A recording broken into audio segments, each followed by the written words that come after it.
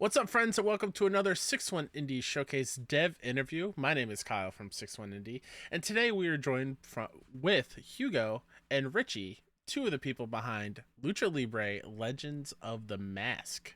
Thanks for joining us, everybody. Hey, hi, Yeah, hi thanks everyone. for having us. Yeah.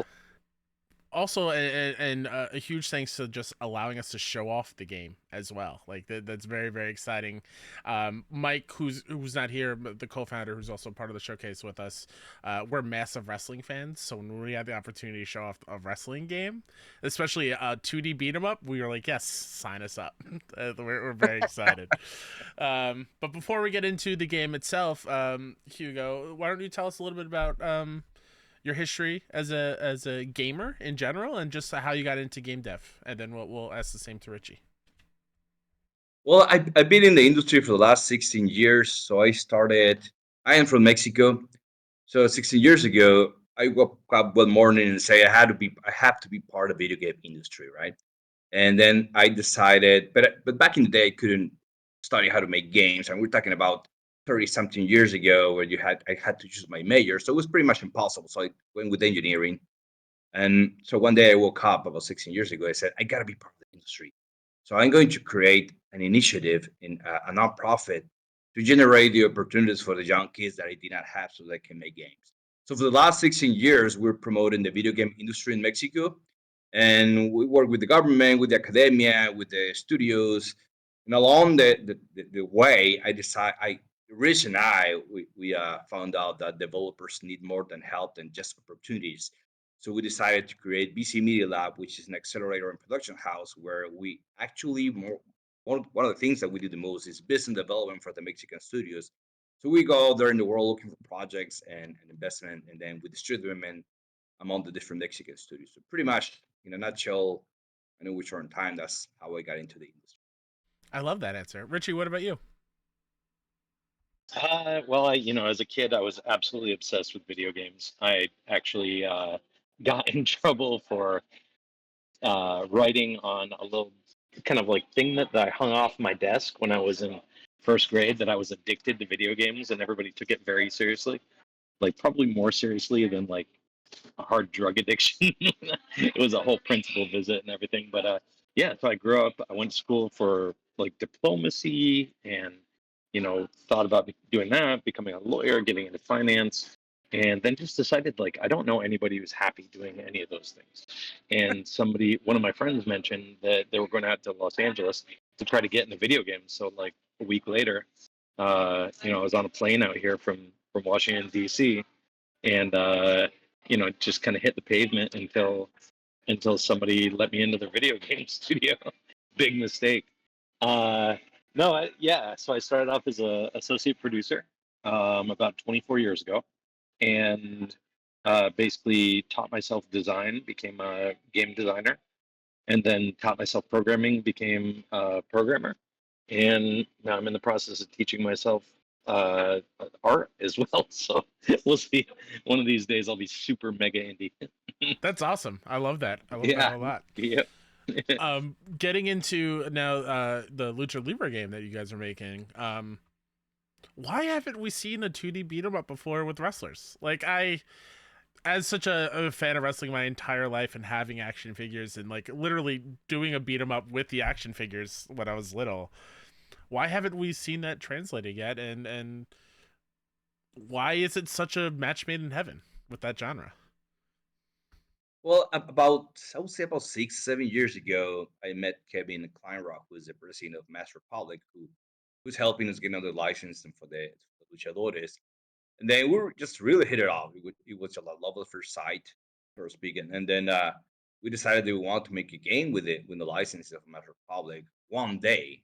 But I mean, that one day took us about a few years just going back and forth with ideas. We started with a Infinite Runner, and we we want to go mobile. And then one day I just woke up and say, "What if we do a beat 'em up with all these elements and I will say, just traditional beat 'em up system, combat system mechanic. Yeah, you do certain combos or certain things. There's right on the fly you can perform like lucha libre finisher moves once you finish a combo, once you do a grab. I mean, I didn't have it clear enough at the time. That's why the team really helped put all these ideas together. But that was the whole idea behind it. I really like beat 'em ups. I remember like Ninja Turtles. I remember Battletoads. I mean, Double Dragon. Oh my god, I spent so many quarters on Double Dragon back in the day when I was in elementary school. And then I said something like that on the fly you can perform lucha libre moves and submissions and pins and then ropes coming out of the ground that you can jump on the corners and do slam, And I said, this is this is what we gotta do. And then I start talking with Rich, and then we just start putting the team together with the lead designer, the lead programmer. I said, we want to make this or doing, and everyone was like, heck yeah, let's do it. So that's how the idea started. That's awesome, man. I'm so excited. For those who are watching this who are not fans of wrestling in general, and lucha libre might be like a foreign idea to them, can you give like a brief description of like why lucha libre is a different style from like the traditional pro wrestling we see on TV? Rich, you want to go ahead with that, or you want me? Sure, I'll do it. So basically, I mean, it's American viewers might be more, especially those who aren't close to Mexico, might be more familiar with like the old school WWE or WWF if you're old like me, WCW type of wrestling. Get the F But out of here, you know? I remember that ad exactly. campaign. So it's basically, lucha libre is pretty similar in lots of ways, but then rather than focusing on kind of like brute strength and kind of on the ground wailing on each other type of maneuvers, lucha libre really focuses on kind of like high flying maneuvers, rapid sequences of holds and counters, and then of course you've got stuff like the crazy masks that everybody wears, and that really kind of like speak to each individual luchador's kind of personality and their story. There's also like what I think is a really neat aspect of it is kind of the whole division between técnicos and rudos, which are kind of the técnicos are like the heroic type of wrestlers who play by the rules, and they embody like virtues like bravery and honor. When you have the rudos, who are like the villains of the whole thing, and they bend the rules and use underhanded tactics. And there are some similarities with that, and with WW, WWE, WCW type style wrestling. But that's something that we're actually going to focus on when we're creating this game. So I think Ugo can probably talk a little bit more about that too. Yeah, just complementing on what Rich said is, I mean, I will see, besides what Rich said in terms of difference, it's just the the Mexican lucha libre has this Mexican folklore attached to it. These roots, these indigenous tribes, all the masks, they represent something. It's not just me on top and biff and I want to beat people up. It's just we represent like the heroic side of the Mexican culture. We are heroes. We are the actual superheroes. Back in the day, like Superman, Batman, all those, they copied the spandex and the tie, like the boots and the cape. They copied them from the Mexican luchadores. I mean, all those comics and superhero creators, they come from before seeing the Mexican lucha libre. So it's a whole folklore of the rock, the superhero, the villains, like Rich was saying, between the rudos and technicos. So I think the main difference is that it's not a sport for us in Mexico. It's a way of living. It's just branded into our culture. It's not something Yep. that oh, we are soccer players, we are basketball players, we are wrestling wrestlers. No, no, no, no. Lucha Libre is way of living. It's just part of our historical culture of the country of me. Yeah, it's a cultural expression, man. It really is. God, I love that sentiment so much. And that kind of Yeah. leads into the next question of like, what does it mean to you to be able to show off this rich history in a video game? For seeming like, yeah, there have been lucha libre representation in other games, but like a lucha libre game solely, like having to be able to like, or being able to showcase the history like you guys were talking about, like that must mean a lot. Well, there are several things that we want to show with the game, and of course we're using lucha libre as a medium to show the world the regions of Mexico, just like the animated movie Coco back in 2017. They showed the world what the day that really means to Mexicans.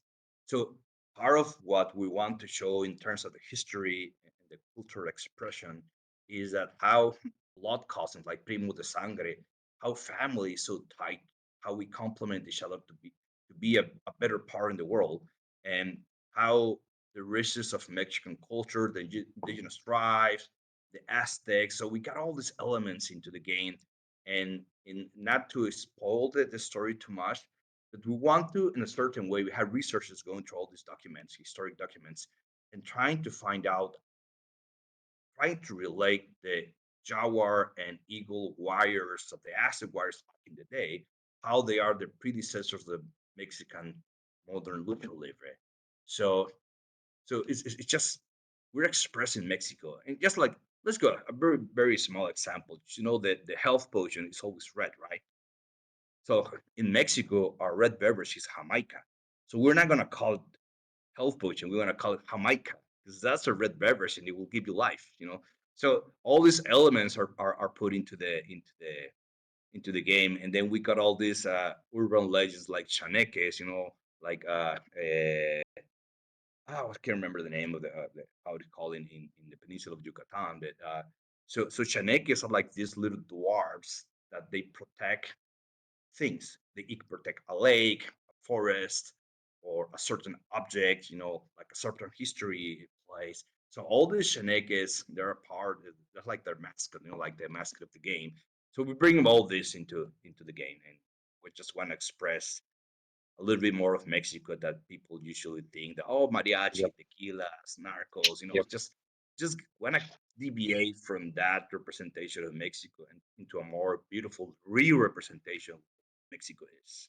I think, and another thing I think that's probably worth mentioning is, kind of unlike American professional wrestling, there's a huge history in Mexican cinema of integrating lucha libre into the movies that were extraordinarily popular. So I think the format of having the side-scrolling beat 'em up allows us to really work in a lot of elements of those movies, which were often like, you know, Blue Demon, versus like a bunch of zombies or vampires or just all sorts of craziness.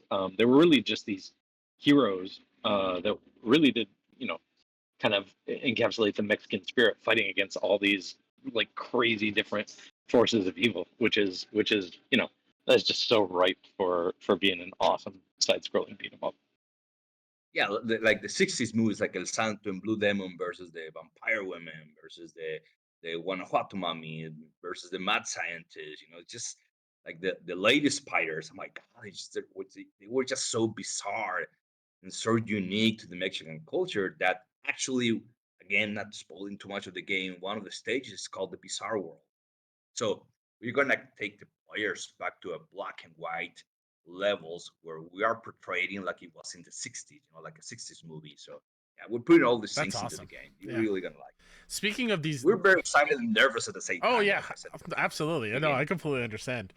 Speaking of those heroes, what's it like having actual lucha libres in the game, such as like Konnan and La Parka? Well, they're super cool. I think we are to a point where they just want to they just want to get know more.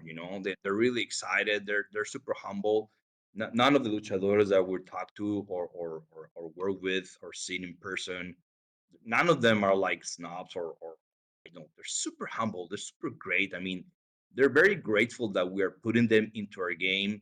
Uh, about at the previous Comic Con months ago, I met one of the luchadores that we were considering to be in the game, but for time constraints issues, he's not gonna be there until like probably a DLC down the road. And she's like, "Oh my god, Hugo, I'm ready to be in a video game. Please get me into a video game." And you're gonna know, I mean, this luchador, he's big. I mean, I'm not big inside, like he's huge. He's a superstar. And when you hear him talking about Hugo, please put me into the game. I'm ready for games. I want to be in the game. It's it makes me so, I know, it just gets me so excited about, oh my God, I mean, it's not just that we're doing a game for the fans, but for the luchadores, this really means something. One of the older luchadores that he's gonna be in the game is called Rush. So we were talking to him. He's like, so my son is becoming an influencer, like a YouTuber. Can he be in the game? And we're like, oh my God, that is a great idea.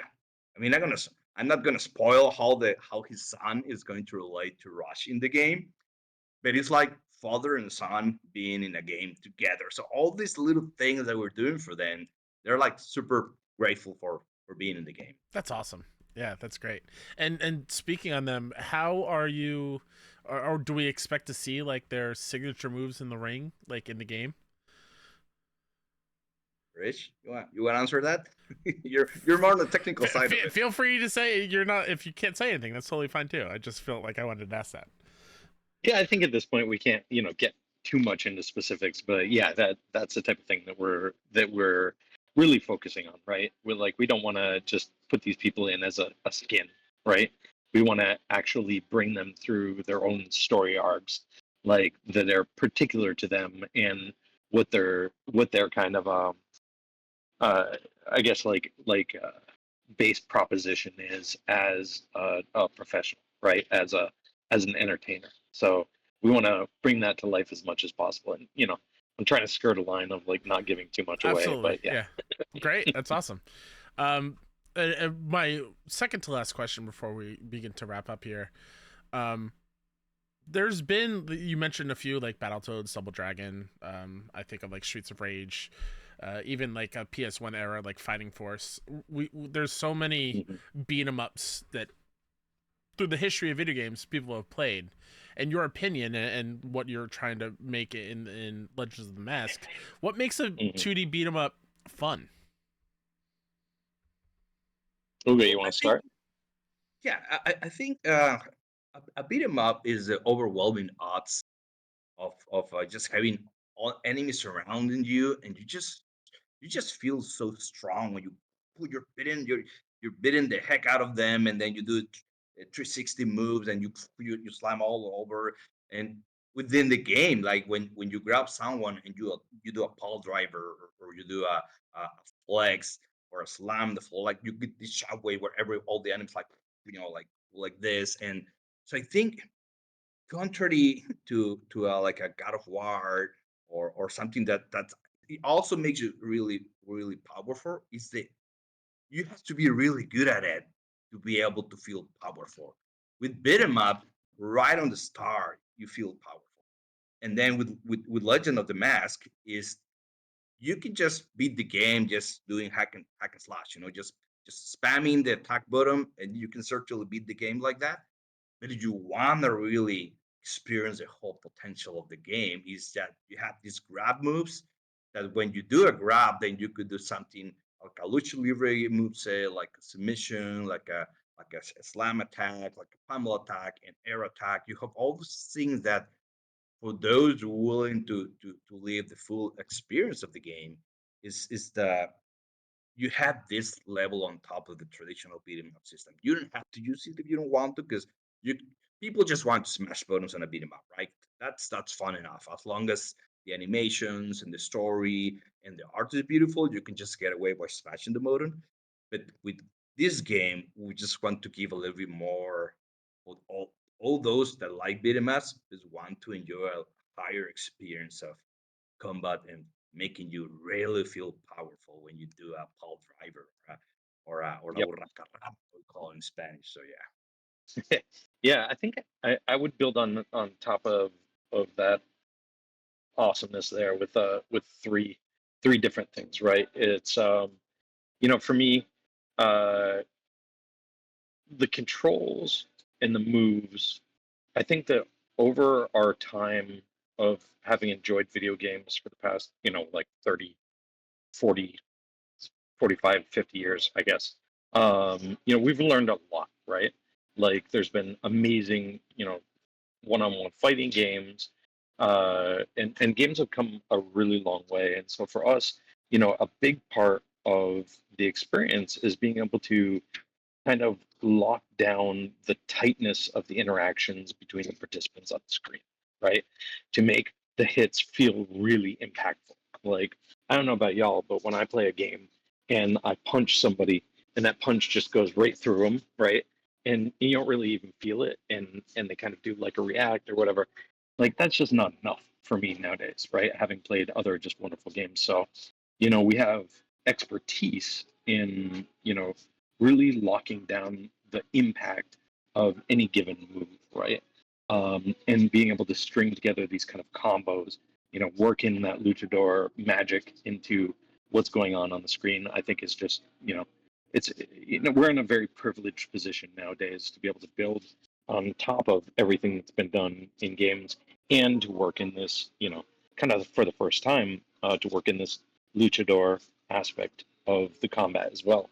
I think the another thing too is kind of the environments, right? So I think Teenage Mutant Ninja Turtles, the arcade, the four player one, I think was the first one to really unlock this for me. Like when you could throw a character at the a bad guy at the camera, or like smashing stuff in the background and like that type of thing, and being in these kind of like interesting and compelling environments, and kind of seeing the story express itself through the progression of these environments was always super interesting to me when I play games, these type of games. And like finally, I think some of the most memorable characters of all time come from these 2D side-scrolling beat 'em up games, right? Like I remember the characters from almost every single game, not only the heroes but all the bad guys as well. And I'm not sure why, but and maybe that's something worth looking into from kind of an academic point of view. But it really, you know, these characters really stick in your memory, and and we realize that, and we're going to honor that by making sure we bring a truly unique and memorable cast of characters to y'all. Yeah, I love that, and like it's funny you mentioned that because I'm not the biggest comic reader in the world, but my favorite Right. X-Men is Colossus because of the X-Men arcade game. So like Exactly that. I'm so happy you unlocked that for me because yeah, like I know very little of Colossus outside of that game, but he's one of my Right. favorites because of his power at move, and like it was great to Yep. play. That's awesome. Yeah. Oh God, yeah. It's yeah, it's amazing, and I think that's like for the real life luchadores that we're going to bring into this. I think that's something they don't even realize how well connected everybody's going to be to their character. Being along with them for this journey throughout the all the different environments in the game. So it could be pretty And cool. then, And go ahead. hmm? Sorry. Oh, I was going to say something I think that we would be remiss if we didn't talk about is another thing that we're throwing into the environments is this whole idea of the crowd in lucha libre, or like even in American wrestling, right?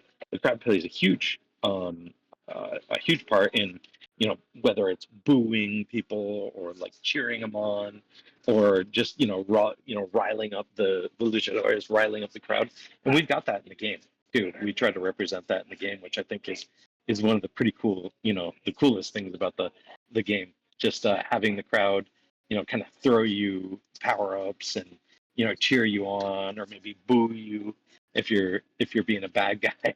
Like it's pretty cool. But yeah, sorry, go ahead. Yeah, and another thing that I want to add about the game is that the luchadores, they're actually reporting their own voice. So it's not it's a be a voice acting game. So they actually recording the voice, and the main characters are real voice actors. Like one of the main actors is the voice of Darth Vader in Latin America. The other is the voice of Bart Simpson. The other actor is the voice of Luke and Loki in Latin America. So all these actors and actresses are part of the game, and we didn't want them to speak perfect English, so we told them to just speak with your accent. We want this is what would you expect if you go to Mexico. This is type of English you will hear. They don't want to hear a perfect English in a lucha libre Mexican game, right? So they're like, oh, but my pronunciation is not that good. That's perfect. That's what we want. We don't want it to be a perfect pronunciation. We want you to speak like, oh, this is going to be like this, like, and then this accent. So all this is integrated into the game, besides everything that Rich is saying. So the actors, I mean the the luchadores, when they're recording the voices, they're having so much fun because then it's easy to just read a line, but then you get them to record like a scream, like a, and then they get really excited when they're recording that because it just takes them back to the ring, and the way we are producing things, like no. You need emotion. It's like you just got punched. You just got punched. You like remember when somebody punched you like that in the ring. So you gotta go back to that and recreate that feeling of pain while recording the voice. So that's how we lead them into recording the voices and expressions, all of that. So it's really fun. That's awesome. I love how authentic you are to the country of Mexico, and because as somebody who plays games, I want an as authentic experience as possible. So I love that a Yeah. whole lot. It's. Oh, I was gonna say Yeah. it is, and I think it's really important that this game is being made in Mexico, right? Absolutely, Like it yeah. is. Yeah, it's everybody really truly, that's working on the project really feels it flowing through their blood when they're creating, and I think you're gonna feel that when you play the game. I love it. Yeah. Our final question before we, plug where we can check out the game and when everyone can expect to play it. There is no right or wrong answer to this one, so I will preface this right now. We ask all the devs this because it's like a big umbrella kind of overarching kind of question. But what does being indie mean to the both of you?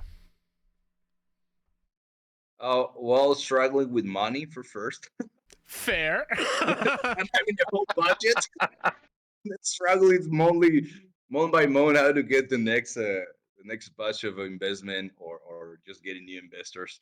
I mean, seriously, I mean, I was joking around, but not that much. So seriously, being an indie is it has good and bad things, right? I mean, what I just mentioned, one of the bad things, you never get the whole budget right from the start, so you just go with the flow, as you're getting budget and money and some just free time from even the developer, from ourselves. And then you set up a plan to finish it in 2 years, because if you had the whole money, right? But then you ended up just developing for 4 or 5 years, because as money comes in, you keep developing the game. And I think that's one of the challenges. And of course, the other challenge is the pipeline production, where we're not Sony, we're not EA, where they have all these production pipelines and they have answers to almost everything. We don't. We have to learn, reinvent, and adapt as we move along. And then we don't have a specific person for each task. So we have to do a lot of things ourselves. I mean, I'm a creative director. I'm an administrator. I'm a PR. I'm a business developer. I'm so many things, just like Christians as well. And then we just have to put on many hats, many roles to be able to make it right. But on the good side, you have all this creativity power and decision, that you can get away with almost anything you want, because there are no huge company regulations and rules about, or guidelines about following certain things that they're not allowed to say in a game. We just don't give a heck. We do what we want. We follow our own guidelines, our own message, our own grand stories, whatever we want. So I think there's good and bad, uh, by being an indie developer. Well said. Yeah, I think. Yeah, he really hits on some awesome points there. I think that having been a AAA developer for many, many, many years, uh, being indie to me really means liberty, right? It really means the freedom to, like Ugo says, not have somebody just sitting over you, managing you, threatening to pull the rug out from you if you don't do what they tell you to. And that allows us, to really invest in the innovation, the craftsmanship, the storytelling. It really just, uh, kind of it frees us up from all these constraints, and I think most importantly, it gives us the chance to interact directly and interface directly with our audiences, which is something I never had the opportunity to do when I was working at places like Treyarch, or working for Sega or something like that. Like it just, it's amazing to be able to go back and forth with your community and get their input on the fly and really understand who it is that you're making this game for and what they feel about what it is that you're doing every step of the way. I love that. And I wouldn't trade that for all the money or stability in the world. That's my take. That's why I love indie games. I love that so much. That's great. Well, Hugo and Richie, thank you so much for joining me, not only for the interview, for allowing us to show off the game. If people watching this want to know where they can expect to play the game and roughly when they can, shout it out now.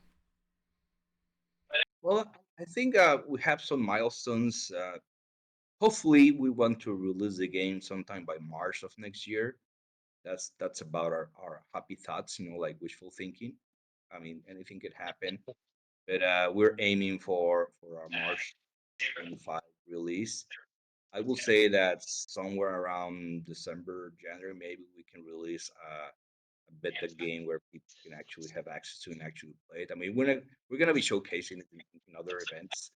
And people will have the opportunity to get our booths and just play around, but not necessarily take it home.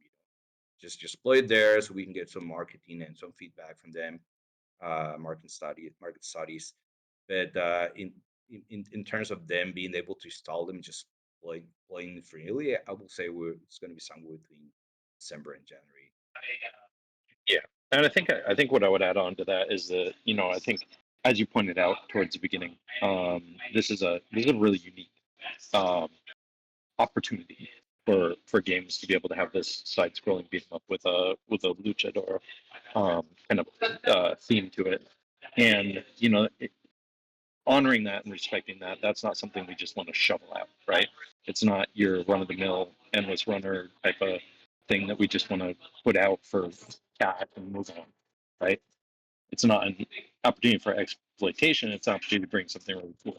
So we're going to give it the time it needs, right? If the quality isn't there, if it's not something that fulfills upon the proposition of the game, then it's going to need to bake a little bit longer, right? It's kind of like the famous excuse that every indie uses to take a long time on their game, the Miyamoto quote, right? Which is, you can how does it go?